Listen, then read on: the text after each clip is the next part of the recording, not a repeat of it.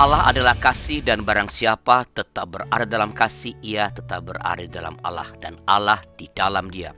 1 Yohanes pasal 4 ayat 16b. Jumpa kembali dalam acara Gema Kasih Indonesia bersama saya, Arlianus Larosa, dan sebagai pemandu percakapan kita. Dan kali ini kita akan membahas tema mengasihi tanpa diskriminasi.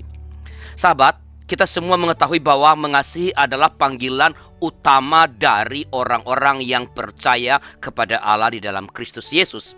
Di dalam 1 Korintus pasal 13 misalnya dicatat bahwa demikianlah ketiga hal ini, yaitu iman, pengharapan, dan kasih. Dan yang paling utama di antaranya ialah kasih. Jadi sekali lagi, mengasihi adalah panggilan utama para pengikut Kristus. Tapi apa sih sebenarnya mengasihi itu? Mengapa kita harus mengasihi tanpa diskriminasi? Seperti apa konkretnya mengasihi tanpa diskriminasi itu?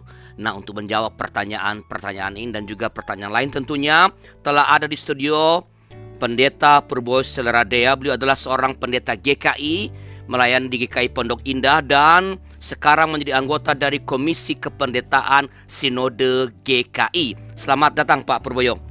Terima kasih. Apa kabar nih? Baik. Lama tak jumpa. Begitulah. Jumpa di studio ini ya. Iya. Terima kasih loh telah memenuhi undangan kami. Sebagaimana telah saya mengatakan tadi Pak, kita akan berbicara tentang mengasihi tanpa diskriminasi. Saya mulai dengan pertanyaan yang paling basic lah. Apa sih yang dimaksud dengan mengasihi itu? Apakah mengasihi dalam agama Kristiani atau dalam pemahaman Kristiani itu ada istilah atau pemahaman yang khas yang misalnya berbeda dengan kepercayaan lain? Apa sih mengasihi itu? Oke, menurut hemat saya mengasihi itu berarti menjadi sesama bagi orang lain. Oke. Dalam segala pengertiannya. Ketika dia membutuhkan pertolongan, kita menolong dia. Ketika dia membutuhkan bimbingan, kita bimbing dia, dan seterusnya. Menjadi sesama bagi dia dalam segala aspeknya. Itu secara umum. Tetapi secara Kristiani, kita selalu mengatakan kita harus mengasihi seperti Kristus. Seperti Kristus. Seperti apa itu, Tur? Seperti yang dia lakukan, yaitu total memberikan dirinya bagi semua orang. Tanpa kecuali, tanpa membeda-bedakan. Tanpa membeda-bedakan. Betul. Apakah ini pemahaman yang khas Kristiani atau sebenarnya agama-agama lain juga memahami dengan cara dan hal yang sama sebenarnya? Menurut teman saya, yang mengasihi dalam arti menjadi sesama bagi orang lain dalam segala aspeknya, banyak agama lain atau pemahaman yang lain juga memiliki hal yang sama. Tetapi ketika kita mengatakan sebagai orang Kristen, saya harus mengasihi seperti Kristus. Nah, di situ nyata bedanya atau hal yang spesifik. Jadi yang membedakannya itu adalah yang total dan tanpa syarat itu. Betul. Oke. Jadi artinya apakah kita mengatakan bahwa ada pandangan-pandangan lain yang mengasihi tapi sebenarnya tidak total dan mungkin punya syarat-syarat motivasi egosentris begitu? Bisa jadi, atau filantropi saja begitu saja. Iya. Oke. Nah, kalau kita harus tadi udah mengatakan bahwa seperti Kristus yang mengasihi tanpa membeda-bedakan. Betul. Tapi sebenarnya sebagai manusia, kenapa sih kita harus mengasihi tanpa diskriminatif? Atau apa maksudnya mengasihi tanpa diskriminatif? Saya sangat terkesan oleh Martin Buber. Dia seorang filsuf Yahudi. Dia menulis buku I and Thou, Aku dan Kau. Dan di situ dia mengontraskan antara mengasihi seseorang dengan mengasihi sesuatu. It sama thou. It itu berarti kita menilai dia, kita mempunyai pertimbangan-pertimbangan tertentu. Tetapi it adalah sebuah objek. Sedangkan you adalah subjek. Dan sesama manusia yang mengasihi itu subjek terhadap subjek. Bukan subjek objek. Bukan, subjek. Apa bedanya sih Pak mengasihi subjek objek dengan subjek? Berarti menghargai orang lain seperti menghargai diri sendiri. dan tidak membeda-bedakan dan tidak melihat hal yang lain kecuali bahwa dia adalah manusia sesama saya, begitulah saya seharusnya memperlakukan dia. Oke. Kalau atau andaikan saya mengasihi orang dengan diskriminatif, jadi saya membeda-bedakan, lalu so what? Ya tidak lagi mengasihi secara Kristiani. Oke, jadi mengasihi secara Kristen adalah mengasihi memang tanpa diskriminatif, tidak membeda-bedakan orang. Betul. Itu bersumber dari Sang Kristus, dari Allah sendiri yang menciptakan kita sebagai makhluk yang harus punya relasi dengan orang lain. ya. Jadi mengasihi orang lain sebagai subjek. Bisakah sedikit dijelaskan lebih dalam lagi nih Pak, mengasihi sebagai subjek selain tadi menghargai? Apakah ada aspek lain dari mengasihi subjek dengan subjek ini? Ada dong, memerhatikan apa yang diperlukannya, menghargai semua yang dikatakannya, mendengarkan, menyimak, dan mencoba memahami sesungguhnya apa yang ada di dalam hatinya secara empatik, dan seterusnya begitu. Betul-betul menghargai dia sebagai seorang manusia. Jadi mengasihi itu bukan bertolak dari apa yang aku ingin berikan, tapi bertolak dari apa yang diperlukan, yang sungguh-sungguh diperlukan. Betul. Oke. Dan dengan itu dia mengasihi dirinya sendiri juga. Oke. Artinya tidak mudah ya Pak mengasihi subjek-subjek itu? Kalau biasa mengasihi tidak dengan cara itu ya tidak mudah pasti. Jadi artinya kan mesti ada usaha yang begitu intens untuk mengenali dia yang dikasih. Nggak bisa sekilas saya datang ke sana lalu saya menyatakan sesuatu sebagai ungkapan cinta saya, karena belum tentu itu cocok, ia perlukan, malah boleh jadi itu menyinggung perasaannya. Itu yang sering terjadi kan dalam praktik. Artinya ketika sebuah badan atau bahkan jemaat begitu mau membantu jemaat lain di tempat lain begitu ya, itu mulai dengan kita sendiri yang menilai, oh itu yang perlu ini. Seharusnya bertanya dulu, yang kalian perlukan apa, yang bisa kami bantu apa, begitu kan mestinya. Tapi biasanya yang terjadi kan nggak begitu. Nah kalau yang terjadi yang biasa itu artinya mengasihi atau pola relasinya subjek objek. Iya, itu berarti subjek objek. Kita nggak memandang meskipun itu makhluk hidup sesama kita manusia, tapi kita nggak memandang mereka sebagai subjek, tapi sebagai objek. Jadi jangan komplain. Iya. Udah untung gua kasih begitu loh. Oke. Apakah ada atau pasti ada lah? Bisakah Pak Purboyo memberikan contoh dalam Alkitab mengenai mengasihi tanpa diskriminasi ini? Ada kisah tertentu atau ada pesan Tuhan Yesus lah, apalah? Yang pasti kita sangat kenal adalah perumpamaan Tuhan Yesus dalam Lukas, perumpamaan orang Samaria yang baik hati. Oke, ya. Kan orang Samaria, dan justru orang Samaria itu yang menolong. Makanya pertanyaan Tuhan Yesus pada akhir perumpamaan itu sebagai teguran kan bertanya, siapakah yang menjadi sesama dari orang yang ini? Ya orang Samaria tentu. Apa sih gagasan-gagasan yang lahir atau prinsip-prinsip yang lahir dari yang dilakukan oleh orang Samaria itu, yang bisa menjadi pembelajaran bahwa ini loh mengasihi tanpa diskriminasi itu? Makanya Tuhan mengatakan dialah orang Samaria itu. Apa sih prinsip-prinsip dasar yang pembelajaran? Tuhan Yesus kan justru dengan sangat lihai mengontraskan antara apa yang dilakukan oleh orang Samaria dengan apa yang dilakukan oleh dua orang sebelumnya yang sama sekali tidak menolong. Yang pertama adalah imam itu ya. Imam itu kemudian mau menolong atau tidak, pertimbangannya adalah apa? Dirinya sendiri. Kalau saya memegang, jangan-jangan dia udah mati. Kalau saya memegang jenazah, berarti saya sudah nggak bisa lagi bertugas sebagai imam. Sedangkan si orang Lewi ya keamanan diri ya. Jangan-jangan ini jebakan, saya masih ditangkap, saya malah nanti yang dirampok dan sebagainya. Sedangkan si orang Samaria betul-betul memusatkan perhatian pada yang ditolong, yang memerlukan. Tak mempedulikan keselamatan dirinya, tak mempedulikan keselamatan diri, tak mempedulikan bahwa dia bukan orang Samaria dan orang Yahudi yang membenci saya.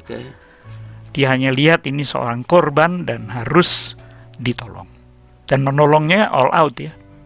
bukan hanya ditolong dan diobati lukanya, tapi dinaikkan ke keledai tunggangannya sendiri, dititipkan ke rumah penginapan, bahkan meninggalkan uang agar dia dirawat oleh si petugas atau pemilik penginapan.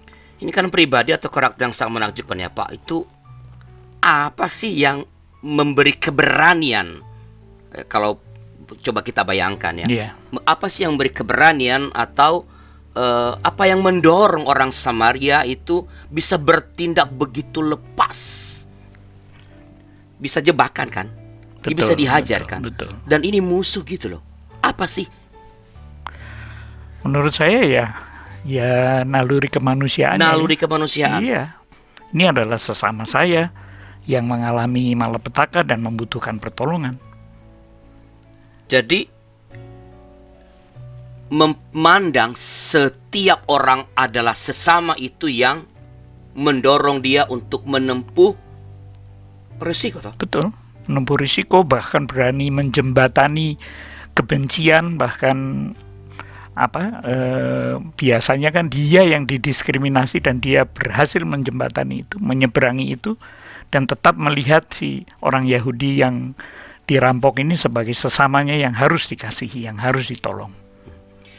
Ada satu ayat lagi yang menarik perhatian saya kalau di Alkitab tentang soal mengasihi tanpa diskriminasi. Itu pernyataan Tuhan Yesus kepada perempuan Sirofenisia yang meminta Yesus mengusir setan dalam diri anaknya. Lalu Tuhan Yesus mengatakan itu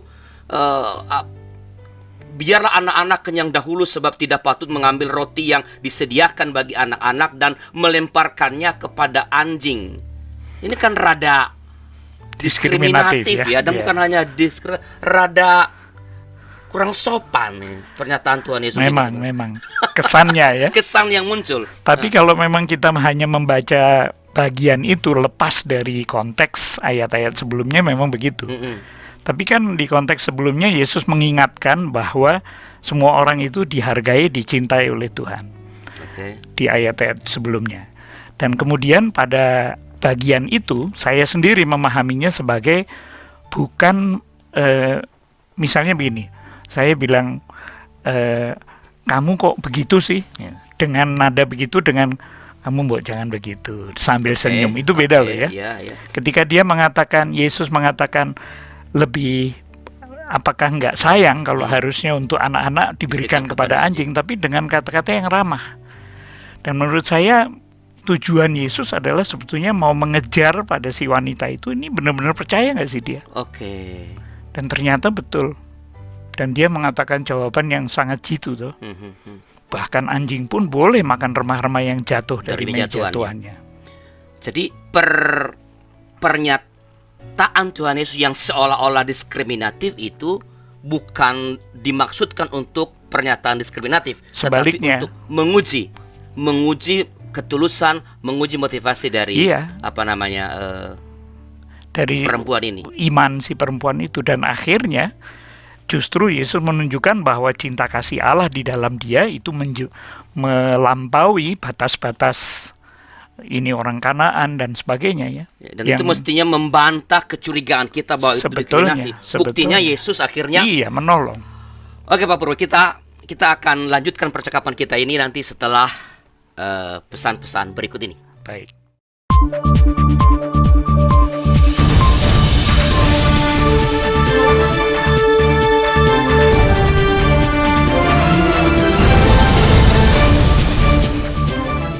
Terima kasih masih bersama kami dalam Gema Kasih Indonesia dengan saya Arlian Sutarson, dan narasumber kita pada episode kali ini adalah Pendeta Purboy. Kita sedang berbicara tentang mengasihi tanpa diskriminasi, dan tadi kami telah memperbincangkan bahwa ada teks yang seolah-olah mengatakan atau memberi kesan bahwa Yesus berlaku diskriminatif terhadap orang perempuan Sirofenisia, tapi sebenarnya terbukti bahwa bukan itu maksudnya. Yesus hanya menguji dan akhirnya malah menyatakan bahwa, atau ada pernyataan melalui sikap bahwa kasih Allah itu melampaui batas-batas tertentu. Gitu ya Pak Purwo ya? Betul. Oke, sekarang kita lanjut. Saya ada satu teks lagi nih Pak yang saya mau diskusikan dengan Pak Purwo. Iya. Dalam Galatia 6 ayat 10 ini tertulis begini Pak. Karena itu selama masih ada kesempatan bagi kita, marilah kita berbuat baik kepada semua orang, Nah, ini yang mau saya tanyakan, terutama kepada kawan-kawan kita seiman. Iya. Nah, apakah anjuran ini sebenarnya tidak bersifat diskriminatif? Iya, ayat ini seringkali dipakai menjadi dalih bagi kelompok Kristen tertentu untuk memprioritaskan orang-orang Kristen dibandingkan orang lain. Betul. Jadi misalnya pernah ada sebuah mau memberi beasiswa, ternyata hanya tinggal satu beasiswa untuk 2 orang pelamar. Satunya orang Kristen, satunya bukan. Dengan kalem pengurus badan itu mengatakan, ya kita beri kepada yang Kristen dong, kan ada ayatnya, katanya begitu. Dan ayat ini yang dipakai. Alih-alih untuk membantu, bukankah ukuran yang utama adalah yang paling membutuhkan siapa di antara Mestinya 2 orang begitu. itu? Mestinya, tapi itu yang terjadi. Nah sekarang kalau kembali ke ayat itu menurut hemat saya mestinya dilihat jauh ke balik dari konteks dari jemaat di Galatia sendiri. Tetapi daripada kita capek-capek, kita bukan ahli perjanjian baru, mungkin Pak Galih ahli, saya bukan ya. Jadi menurut hemat saya kok sederhana aja. Ada 2 hal yang menurut saya sangat fundamental di situ. Yang pertama adalah bahwa sebagai orang-orang Kristen, kita harus mengasihi sesama orang Kristen. Itu udah pasti. Itu sama seperti keluarga. Dalam sebuah keluarga kita harus saling mengasihi. Nah lalu kalau ini dikontraskan dengan kalau kita di antara kita nggak saling mengasihi, bagaimana kita bisa mengasihi orang lain? Jadi bagaimana orang Kristen bisa mengasihi teman-temannya di pulau ini, di pulau itu, tapi di jemaatnya sendiri tidak terjadi, kan nggak bisa. Lalu yang kedua menurut saya mengasihi, lalu mengasihi terhadap sesama, terhadap keluarga sendiri sebagai tanggung jawab dan tugas juga, itu lalu menjadi kesaksian bagaimana saya mengasihi saudara-saudara saya pun akan mengasihi sesama orang lain.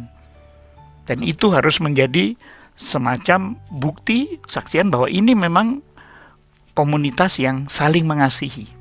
Sehingga tidak diragukan lagi, pasti dia akan mengasihi orang lain. Jadi ini bukan soal pengaturan prioritas, Pak? Bukan. Menurut saya bukan. Jadi bukan mengutamakan saudara seiman? Bukan. Sama aja seperti perintah mengasihi Allah dan mengasihi sesama, kan nggak ada soal prioritas di situ. Bukan nomor 1, nomor 2, tapi nomor 1, nomor 2 ya.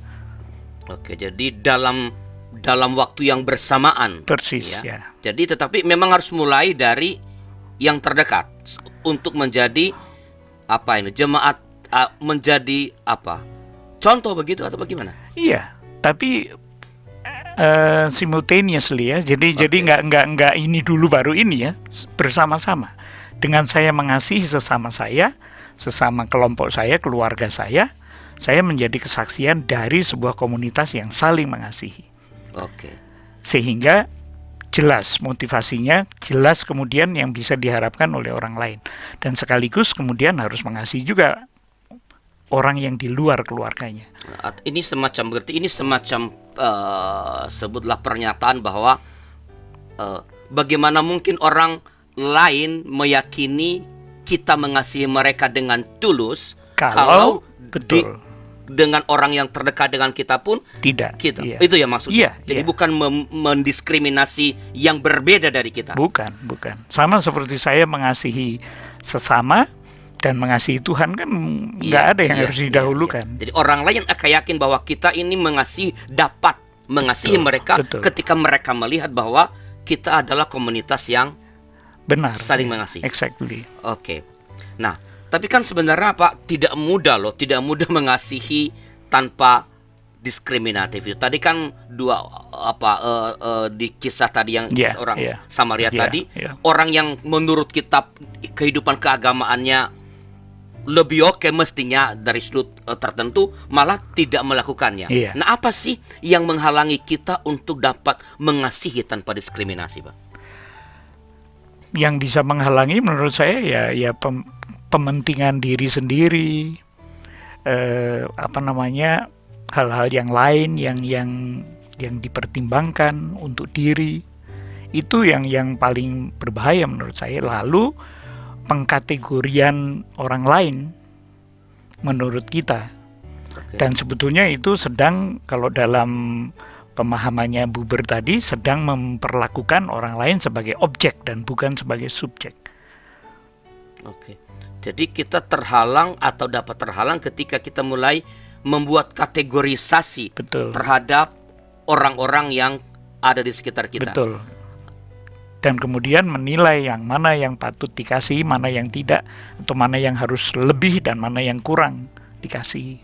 Jadi kalau begitu apa sih sebenarnya? Apakah kita tidak boleh lalu membuat kategori-kategori tertentu, Pak? Kalau itu menghalangi kita untuk mengasihi tanpa diskriminatif. Kalau itu menghalangi kita mengasihi, ya nggak boleh.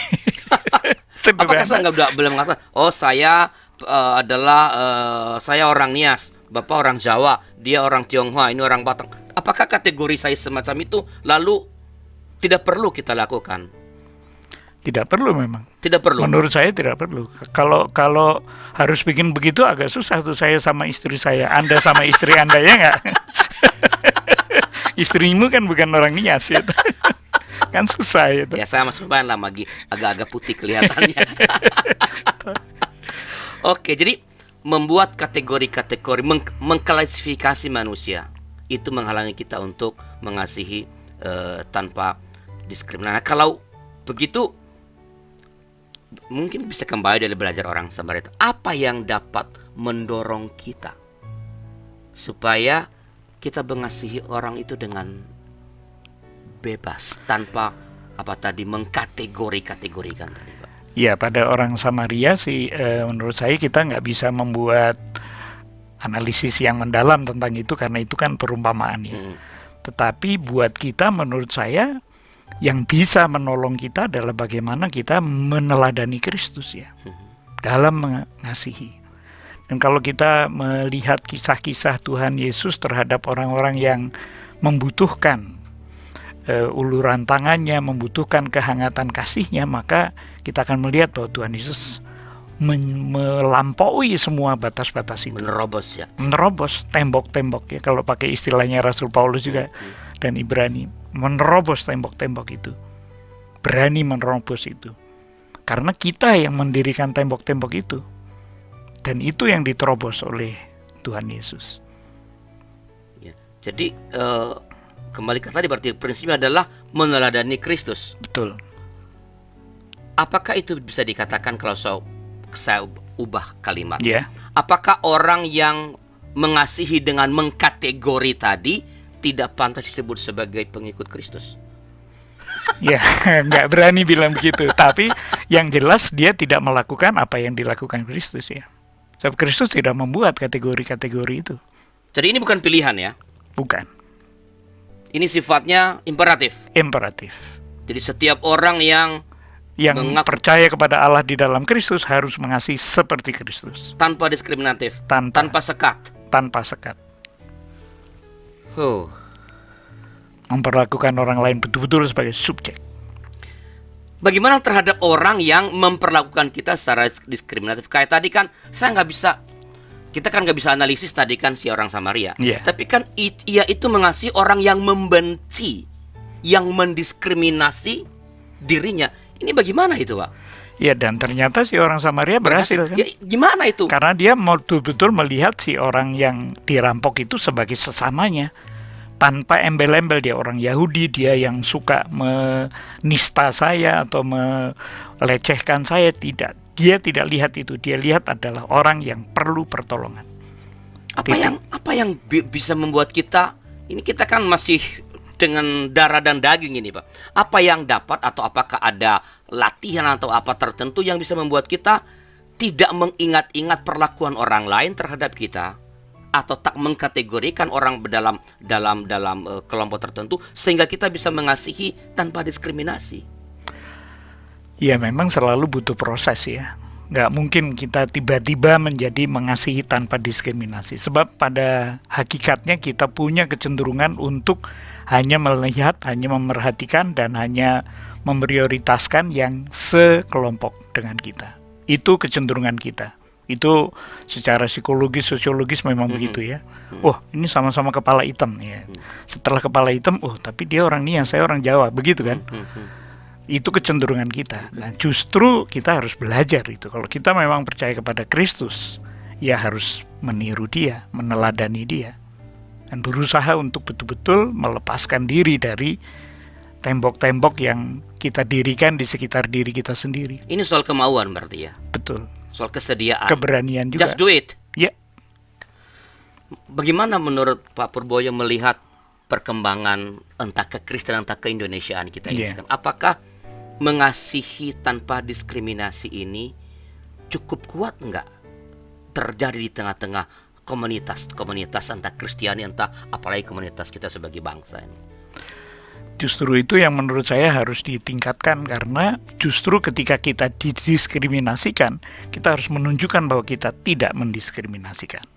Itu yang pertama menurut saya. Harus berani kita menunjukkan itu. Sebab yang terjadi kerap kali adalah kita membuat diskriminasi ganda ya. Karena kita diskriminasi lalu kita balas. Iya, kita balas. Jadi sebenarnya di tengah-tengah bangsa kita ini, kalau pakai angka 1-5 gitu, tingkat praktek mengasihi tanpa diskriminasi ini kira-kira di angka berapa, Pak? Pada orang Kristen atau pada orang Indonesia pada umumnya? Pada umumnya orang Indonesia. Wah, menurut saya masih sangat kecil ya. Masih sangat menyedihkan. Jadi berarti perlu usaha yang sangat keras. Betul. Untuk membuat mengasihi tanpa diskriminasi ini menjadi gaya hidup.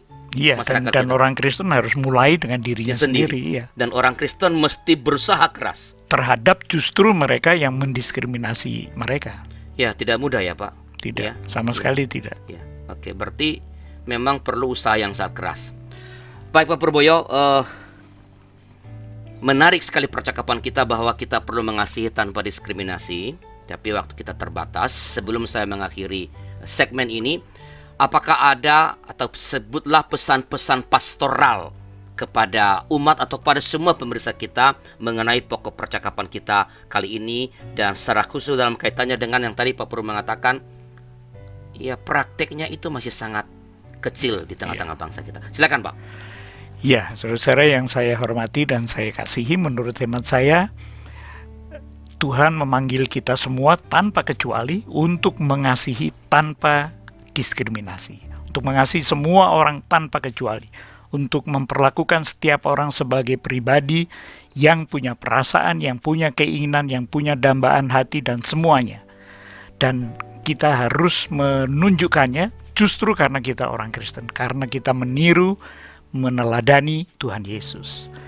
Dan ini terjadi bukan hanya dalam kehidupan kita sehari-hari, tapi juga dalam persekutuan jemaat kita. Sehingga kiranya persekutuan jemaat kita menjadi persekutuan yang juga indah dan menjadi contoh bagi segenap bangsa Indonesia yang beragam ini. Oke Pak, terima kasih. Terima kasih. Terima kasih, tetap bersama kami sampai di ujung acara ini. Bila ada saran-saran, masukan-masukan, usul-usul tema, silakan dikirimkan ke nomor 0812-8188-9191. Sekali lagi 0812-8188-9191. Terima kasih sekali lagi dan sampai berjumpa dalam episode yang akan datang. Salam GKI, Gema Kasih Indonesia.